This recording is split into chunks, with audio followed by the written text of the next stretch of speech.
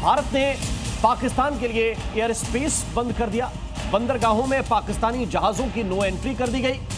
पाकिस्तान से सभी तरह के आयात पर रोक लगा दी गई और सिंधु जल समझौता भी रद्द कर दिया गया। और इन सब के बीच प्रधानमंत्री मोदी की आर्मी और नेवी चीफ से मुलाकात भी हुई, जिससे घबराए पाकिस्तान की टेंशन और बढ़ गई। जमीन, समंदर, आसमान, तिल तिल मरता पाकिस्तान। भारत का एक्शन सर्जिकल स्ट्राइक से भी बढ़कर। पहलगाम हमले के बाद भारत पाकिस्तान पर एक के बाद एक ऐसी स्ट्राइक कर रहा है जिससे उसके पैरों तले जमीन खिसक गई है। भारत ने अब तक जो फैसले पाकिस्तान के खिलाफ लिए, उससे शहबाज सरकार बुरी तरह से बौखलाई हुई है। उनकी रातों की नींद उड़ गई है। बिना बारूद बरसाए भारत ने पाकिस्तान पर जो प्रहार किया है, उससे पाकिस्तान तिल तिल मरने को मजबूर हो गया है। भारत ने सबसे पहले पाकिस्तान से सिंधु जल समझौता रद्द किया। इसके बाद भारतीय एयर स्पेस में पाकिस्तानी विमानों पर रोक लगा दी गई। पाकिस्तानी जहाजों के लिए भी भारतीय बंदरगाह बंद कर दिए गए। पाकिस्तान से सभी तरह के आयात पर भी रोक लगा दी गई। साथ ही पाकिस्तान से आने वाले सभी डाक पार्सल पर भी प्रतिबंध लगा दिया गया है।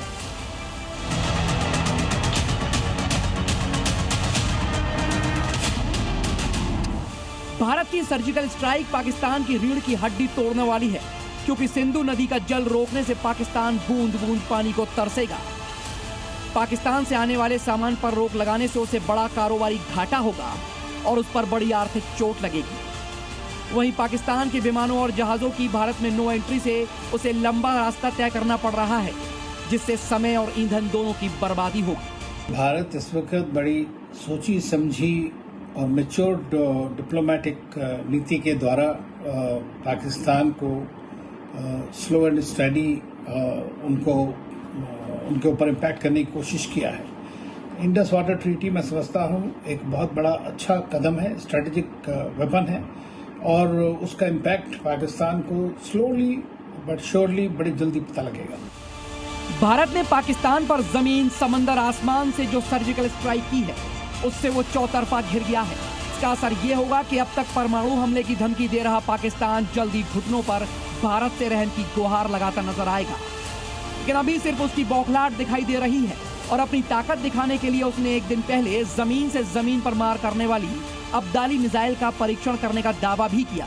इस मिसाइल की रेंज 450 किलोमीटर बताई जा रही है। पाकिस्तान अपने कबाड़ बन चुके खोखले हथियारों के दम पर भले ही भारत को गीदड़ भभकियां दे रहा हो, लेकिन वो जानता है कि अगर जंग हुई तो भारत के सामने 4 दिन भी नहीं टिक सकेगा। इस बीच भारत में भी बैठकों का दौर जारी है। पीएम मोदी खुद पूरे एक्शन में नजर आ रहे हैं। आज उन्होंने वायुसेना प्रमुख air chief marshal AP Singh से मुलाकात की। सूत्रों के मुताबिक इस मुलाकात में पहलगाम आतंकी हमले के बाद की वायुसेना की तैयारी पर चर्चा हुई। इससे पहले पीएम मोदी ने आर्मी चीफ और नेवी चीफ से भी मुलाकात की थी। नौसेना प्रमुख एडमिरल दिनेश के त्रिपाठी ने शनिवार को प्रधानमंत्री मोदी से मुलाकात के दौरान उन्हें अरब सागर में महत्वपूर्ण समुद्री मार्गों की स्थिति के बारे में जानकारी दी थी।